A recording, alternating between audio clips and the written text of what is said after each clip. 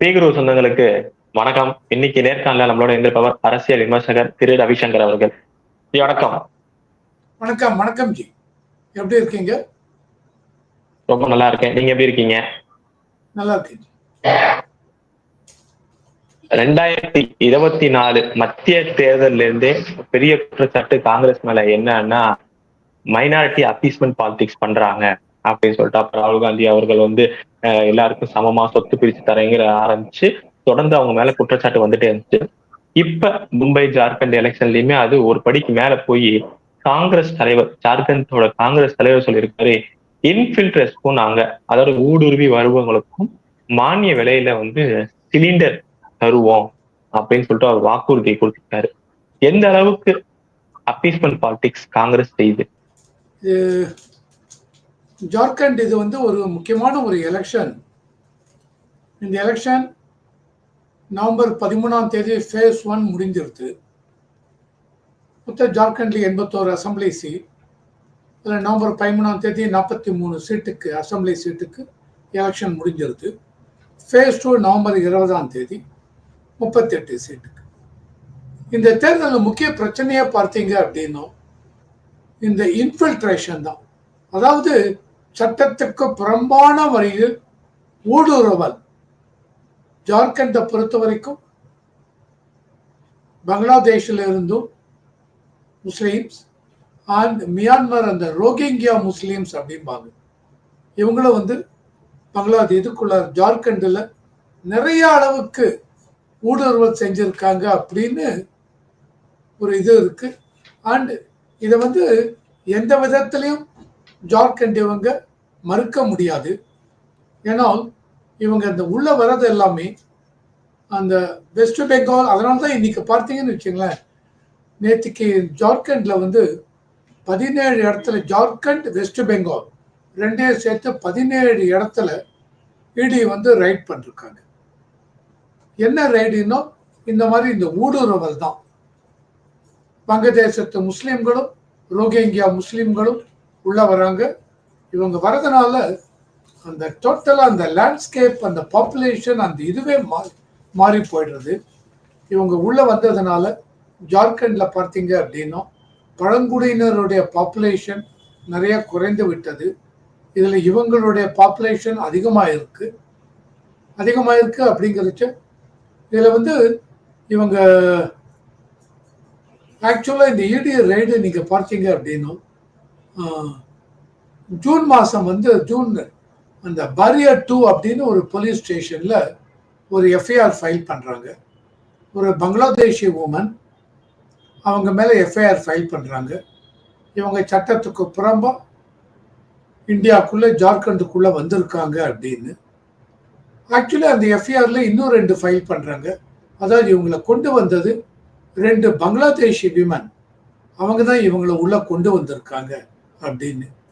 இதில் ஓவராலாக நீங்க பார்க்கும்பொழுது இந்த இன்ஃபில்ட்ரேஷன் எப்படி இருக்குன்னு பார்த்தீங்கன்னா, இவங்க இடி ரைட் பண்ண இதுல நிறைய false fake passports, Aadhaar card, printers, ammunitions, cash, இந்த மாதிரி எக்கச்சக்கமா இன்கிரிமினேட்டிங் டாக்குமெண்ட்ஸ் உள்ள வந்திருக்கு.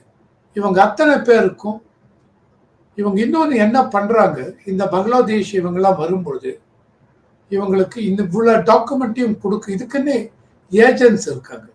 இத்தனை ஏஜென்ட்ஸும் சேர்ந்து இவங்க என்ன பண்றாங்க, இவங்களுக்கு இந்த எல்லா டாக்குமெண்ட்டையும் கொண்டு வராங்க. ஃபேக் ஆதார் கார்டுலேருந்து, ஓட்டர் ஐடியிலேருந்து, ரேஷன் கார்டுலேருந்து எல்லாமே கொடுத்து ஏற்பாடு பண்றாங்க. அந்த மாதிரி பண்ணும்பொழுது அவங்க மட்டும் இல்லை, அவங்க மட்டும் சேர்ந்து பண்ண முடியாது. இதில் சில இதில் கவர்மெண்ட் அஃபீஷியல்ஸும் இன்வால்வ் ஆகிறாங்க. அவங்களாம் இருந்து கையெழுத்து போட்டு கவர்மெண்ட் சீல், சிலது அந்த மாதிரி, சிலது இந்த கவர்மெண்ட் சீல், அதுக்கு இது எல்லாமே ஃபேக்காக வச்சு எல்லாமே பண்ணுறாங்க. இவங்களுக்கு எல்லா டாக்குமெண்ட்டும் வந்த உடனே ஆக்சுவலி இவங்க இந்திய குடிமகனாக ஆயிடுறாங்க. இதை வச்சு இவங்க ஓட்டெல்லாம், இவங்க ஐடியாவே என்ன அப்படின்னா இந்த ஜார்க்கண்ட் எலெக்ஷன்ல ஜெயிக்கணும். அதுக்காக தான் இவங்களுக்கு அந்த இப்ப இருக்கிற ஜார்க்கண்ட் முக்தி மோர்ச்சா அவங்களுடைய துணையும் இவங்களுக்கு இருக்கு, சப்போர்ட்டும் இருக்கு. அவங்களுடைய சப்போர்ட் பேர்ல தான் இத்தனையும் நடக்கிறது அப்படின்னு சொல்றாங்க. இவ்வளோ வச்சுதான் இவங்க எலெக்ஷன்ல ஜெயிக்கிறதுக்கு இது பண்றாங்க. ஸோ இதுல இவர் மோடி வந்து செப்டம்பர்ல ஜெயிக்கிறதுக்கு நீங்க சொல்ற மாதிரி இருந்தாலும் இது எவ்வளவு ஆபத்தான போக்கு. ஒரு அப்பீஸ்மென்ட் பாலிடிக்ஸ் இது ஒரு டிவிடெண்ட் ரூல் மாதிரி இல்லையா? இது கண்டிப்பாக நாட்டுக்கு ஒரு பெரிய ஆபத்து, நேஷனல் செக்யூரிட்டிக்கும் ஆபத்து. நேஷனல் செக்யூரிட்டிக்கு ஆபத்துங்கிறச்சு எந்த அளவுக்கு இன்னைக்கு 2 லட்சம் 3 லட்சம் 2 கோடி 3 கோடி 4 கோடி 5 கோடி பீப்புள் உள்ள வர இதுல என்ன ப்ராப்ளம் ஆகணும், இவங்க அத்தனை பேருக்கும் ஃபீடிங் பண்ணி ஆகணும், அத்தனை பேருக்கும் எம்ப்ளாய்மெண்ட் ஆப்பர்ச்சுனிட்டி ஜென்ரேட் பண்ணி கொடுக்கணும். இதுல என்ன பெரிய பிரச்சனை அப்படின்னு நீங்க பார்த்தீங்கன்னு வச்சுங்க, இத்தனை பேர் உள்ள வரும்பொழுது லோக்கலா இருக்காங்க இல்லையா இந்தியன் முஸ்லீம்ஸ், அவங்களுக்கும் சிலது தெரிய மாட்டேங்குது. அதாவது இத்தனை பேரும் வெளிநாட்டிலேருந்து ஊடுருவி உள்ள வர இவங்களால இவங்களுடைய இந்திய குடிமகன் அந்த முஸ்லிம்களுக்கு அவங்களுடைய வேலை வாய்ப்பு அதை அவங்க தட்டி பறிக்கிறாங்க அப்படின்னு இவங்களுக்கும் தெரியும். இவங்களுக்கும் தெரிந்தால் இவங்க யாரும் அவங்களுக்கும் உதவி செய்ய மாட்டாங்க. ஸோ இதில் என்ன ஆகுது, கடைசியில் இந்தியாவில் வந்து கடன் சுமை அதிகமாகும், வருமானத்தை இவ்வளோ ஜிடிபியை வச்சுட்டு நான் இன்ஃப்ராஸ்ட்ரக்சர் டெவலப் பண்ணணும், இது பண்ணணும் அது பண்ணணும்னு பார்க்குறேன். 5 கோடி 6 கோடி 7 கோடி ஏறிட்டே இருந்தால் அத்தனை பேருக்கு எப்படி இங்கே ஃபீட் பண்ணுறது? அதனால தான் இவங்க அமித்ஷாவும் சொல்லிருக்கார், மோடி அவருடைய எலெக்ஷன் இதில் சொன்னார், இவங்களுடைய ப்ராப்ளம் என்னன்னா லவ் ஜிகாத் லேண்ட் ஜிகாத் அப்படின்னு மோடி சொல்றார்.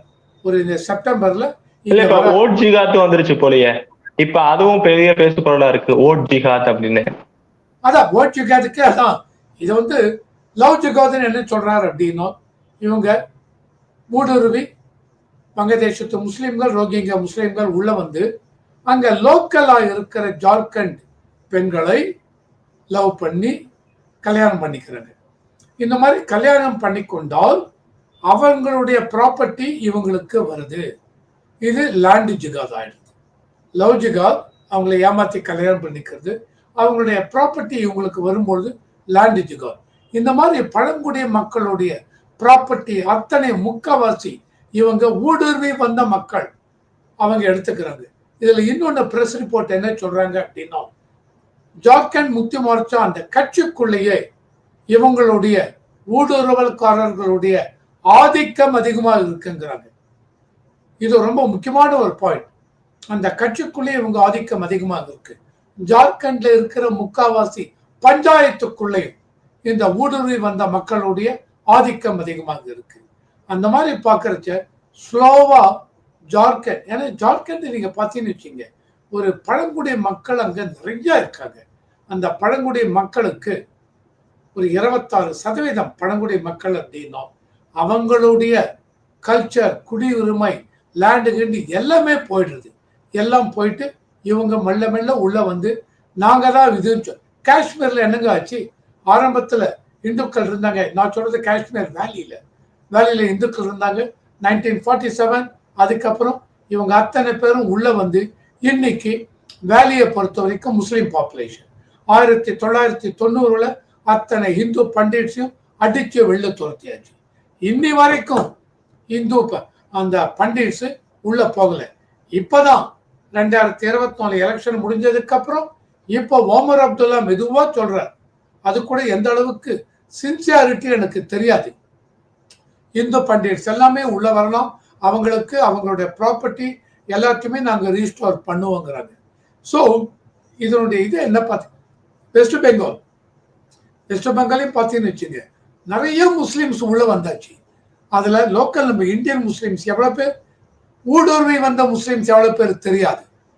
நான் இப்ப பேசுவது எல்லாமே ஊடுருவி வந்த முஸ்லீம்ஸை பற்றி தான். அவங்களுடைய பிரச்சனை தான்.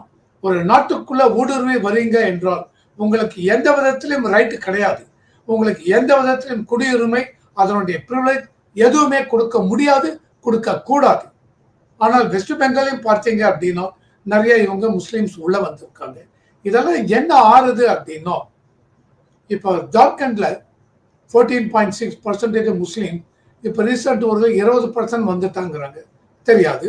ஓகே, நம்ம 15-16% முஸ்லிம்ஸ்ன்னு எடுத்துக்கலாம். இந்த 16% முஸ்லிம்ஸும் அவங்க என்ன சொல்றாங்க, நாங்க எங்களுக்கு இந்த மோடி அவர்களுடைய இந்த இதெல்லாம் சரியா வரல, வெல்ஃபேர் ஸ்கீம்ஸ் எல்லாம் அண்டு எந்த அளவுக்கு எங்களுக்கு சப்போர்ட் எதுவும் இல்லை. அண்டு ஹேமந்த் சோரன் இவங்க ரொம்ப அழகா ஆட்சி நடத்துறாங்க. அண்ட் அதனால எங்களுடைய எல்லா ஓட்டும் ஹேமந்த் சோரனுக்கு. இதேதான் மகாராஷ்டிரால இவங்க டிவியில போடுறாங்க. அவங்க முஸ்லீம்ஸ் அவங்கள இது பண்றாங்க. அதுல ஒரு முஸ்லீம் மகாராஷ்டிரால 2, 3, 4 பேர் சொல்றாங்க. ஈவன் அதுல மகளிரும் இருக்காங்க, சொல்றாங்க எங்களுக்கு எல்லாம் கிடைக்கிறதான்னு இவங்க சொல்றது. PM மோடி கிட்ட அத்தனை வெல்ஃபேர் ஸ்கீம்ஸ் எங்களுக்கு வருது. PM மோடி மக்களுக்கு ரொம்ப நல்லா பண்றாரு, நிறைய வெல்ஃபேர் ஸ்கீம்ஸ் கொடுக்குறாங்க, அத்தனையும் எங்களுக்கு கிடைக்கிறது. ஸோ ஓட்டு போடுவீங்களா? பிஜேபிக்கு ஓட்டு போட மாட்டோம். ஏங்க பிஜேபிக்கு ஓட்டு போட மாட்டோம். ஸோ இதுதான் பிரச்சனை.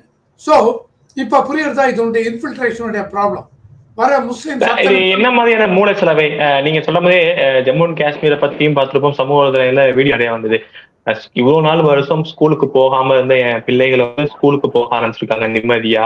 துப்பாக்கி குண்டு இது கிடையாது, சத்தங்கள் கிடையாது, கல்லெரிச்சல் கிடையாதுங்கிறாங்க. ஆனா ஓட்டு கேட்டா பிஜேபிக்கு போட மாட்டேங்கிறாங்க. இது எந்த மாதிரியான மனோநிலை, என்ன மாதிரியான பிரச்சாரம் நடைபெற்று? இதுல ஒரு பிரச்சாரமும் இல்லைங்க. எனக்கு தெரிஞ்சு சார்ட் ஆஃப் ப்ரெஜுடிஸ்ட் வியூ தான் இது. அதாவது இப்போ ஒருத்தர் எனக்கு ஏதோ ஒரு காரணத்தை பிடிக்கல, எதுக்காக தெரியாது, அப்புறம் ஏங்க அவரை பத்தி இல்லைங்க எனக்கு பிடிக்காதுங்க, அவர் எதிரில் வந்தாலே நான் போக மாட்டேங்க, எனக்கு பார்க்க பிடிக்காது. இப்போ என்னை பொறுத்த வரைக்கும் என் பர்சனல் ஒப்பீனியன், முஸ்லீம்ஸ் அவங்களுக்கு, இந்திய குடிமக்கள் முஸ்லீம்களுக்கு அந்த மாதிரி அதே என்னமோ பிஜேபி அப்படின்னாலும் ஒரு வெறுப்பு. என்ன வெறுப்புங்க? உங்களுக்கு எந்த விதத்திலாவது வெல்ஃபேர் ஸ்கீம்ஸ் கொடுக்காம விட்டாங்களா? PM ஆவாஸ் யோஜனா, PM இந்த Jal Jeevan mission, PM Kisan Sammelan, PM Mudra loan கீழே உங்களுக்கு லோன் கிடைக்கலையா, கொடுக்கலையா? முஸ்லீம்ஸ் அப்படின்னு ஒதுக்கி வச்சாங்களா? இல்லை இந்த கேஸ்ட்னு சொல்லி ஒதுக்கி வச்சாங்களா? இல்லைங்க. PM வெல்ஃபேர் ஸ்கீம்ஸ் எல்லாமே irrespective of caste, irrespective of religion எல்லாருக்கும் போகுது. ஸோ உங்களுக்கு எல்லாம் வருது. நீங்களே சொல்றீங்க எங்களுக்கு எல்லாம் வந்திருக்கு. இதே மீறி ஆனா பிஜேபிக்கு ஓட்டு போடணும். வை? அது அவங்க தாங்க சொல்லணும், அவங்க தான் சொல்லணும். எந்த விதத்திலையும் பிஜேபி பொலரைஸ் பண்ணாத. பொலரைசேஷன் பேஸ்ட் ஆன் ரிலிஜன் எப்ப நீங்க சொல்லலாம்? நாங்க கொடுக்குற வெல்ஃபேர் மெஷர்ஸ் எல்லாமே முஸ்லீம் மக்கள் இல்லாம மற்றவங்களுக்கு உண்டுன்னு சொன்னாரா? கிடையாது. பிராக்டிக்கலாவும் எல்லாருக்கும் கொடுக்குறாங்க. இதே மாரி உங்களுக்கு என்ன பிரச்சனைக்கு? இது வந்து பிஜேபியும் உள்ள இறங்கணும், களத்துல இறங்கணுங்க, போய் பேசணும், முஸ்லீம் மக்களை பேசணும். என்ன பிரச்சனை, எதுக்காக இந்த இது என்ன? இதுல வந்து லாஸ்ட் 2024 எலெக்ஷன் நினைக்கிறேன், லோக்சபா எலெக்ஷன், அதுல மகாராஷ்டிராலையும் யூபி நினைக்கிறேன், அந்த பார்லிமெண்டரி கான்ஸ்டிடியூவன்சி இதுல வரிசையா வந்துட்டு இருக்கு. ஒரு 5 இது வந்ததுக்கு அப்புறம் 6வது தொகுதியில அதுல 1 லட்சம் பேருக்கு மேல முஸ்லிம்ஸ் இருக்காங்க. இது வரைக்கும் இவங்களுக்கு 80,000 என்னமோ பிஜேபி லீடிங். அந்த 6வது தொகுதி வந்தோன்னா அத்தனை ஓட்டும் 95-97% ஆஃப் ஓட்ஸ் இவங்க போறது, அவங்க ஜெயிச்சிடுறாங்க. ஸோ அந்த அளவுக்கு நடக்குது. இதை தான் இன்னைக்கு ஜார்க்கண்ட்லையும் சொல்றாங்க. இல்ல எங்களுக்கு இவங்களால ஒரு இதுவும் இல்லை, இவங்க ஒன்றும் பண்ண மாட்டேன். ஸோ இந்த மாதிரி வரும்பொழுது ஸோ அப்போ என்ன ஆகுது? உங்களுடைய நீங்க இந்திய குடிமக்கள் சார் எல்லாருமே முஸ்லீம்ஸ் சொல்றீங்க நாங்க ஓட்டு போட மாட்டோம்னு. அதை வந்து நான் பிரச்சனையா எடுக்கல. என்னன்னா பிஜேபிக்கு ஓட்டு போட மாட்டீங்க இல்லையா? பிஜேபி வாங்க, இறங்குங்க, இவங்களே அரவணைச்சிட்டு போக. என்ன பிரச்சனை கண்டுபிடிங்க. கண்டுபிடிச்சால் ஈஸியா சால்வ் பண்ண முடியும், இல்ல கஷ்டப்பட்டு சால்வ் பண்ண வேண்டியிருக்கும். ஆனால் இல்ல எல்லா முஸ்லீம்ஸ், இந்தியன் முஸ்லீம் ஒத்துக்கிறாங்க, எங்களுக்கு எல்லா ஸ்கீமும் கிடைக்கிறது, மோடி அவங்க நல்லா பண்றாங்க மக்களுக்கு, வெரி குட். ஆனால் இந்த ஊடுருவி வராங்க இல்லையா, அந்த ஊடுருவி வந்தவங்களுக்கு எந்த ரேட்டும் கொடுக்க கூடாதுங்க. அவங்களும் சேர்ந்து உள்ள வந்து அவங்க ஒரு 7-8% வராங்கன்னு வச்சுங்களேன். அந்த 7-8% இந்த 15% சேர்ந்தால் 23% ஆகுது. அந்த ஊடுருவி வர முஸ்லீம்ஸும் ஓட்டு போட மாட்டாங்க. ஏன்னா அவங்களுக்கு ஆதார் கார்டு, இந்த கார்டு, எல்லா கார்டும் இருக்கு, கரெக்டா? ஆனா அவங்களும் ஓட்டு போட மாட்டாங்க. ஸோ இந்த டோட்டல் டெமோகிராஃபி, இந்த ஓட்டிங் இதுவே மாற்றி விட்டுரும். அதனால இது ரொம்ப முக்கியம்.